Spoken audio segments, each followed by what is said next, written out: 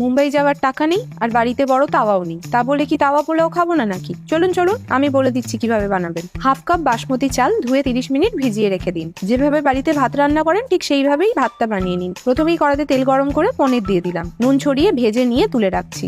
এরপর ওই তেলে জিরে ফোড়ন দিয়ে দিলাম, এমন চড়বড় করছে যেন শাশুড়ি ওকে খোঁটা শুনিয়েছে। পাতলা পাতলা করে কাটা পেঁয়াজ দিয়ে দিলাম, মিডিয়াম পেঁয়াজের হাফ। পেঁয়াজটা হালকা করে ভেজেই 1 টিস্পুন আদা রসুন বাটা দিয়ে একটু নেড়ে নেবো। একটা ছোট টমেটোর কুচি ও 2টো কাঁচা লঙ্কা কুচি দিয়ে ভেজে নেবো। এবার মিক্স ভেজিটেবলটা দিয়ে দিলাম, যেমন গাজর, বিনস, ফুলকপি সবগুলো ভাপিয়ে রাখা আছে। দেখুন কেমন মিলেমিশে আছে। নুন দিয়ে ভাজতে থাকুন, হাত থামালে চলবে না। এবার 1 টেবিল স্পুন পাওভাজি মশলা যাবে, একটু হলুদ, একটু লঙ্কা। মশলাটা ভাজুন ও পুড়ে যাওয়ার আগে ভাতটা ঢেলে নেড়ে নিন। সব শেষে পনির গুলো দিচ্ছি, না হলে ভেঙে গেলে লোককে দেখাতে পারবো না যে দাম দিয়ে পনির কিনেছি।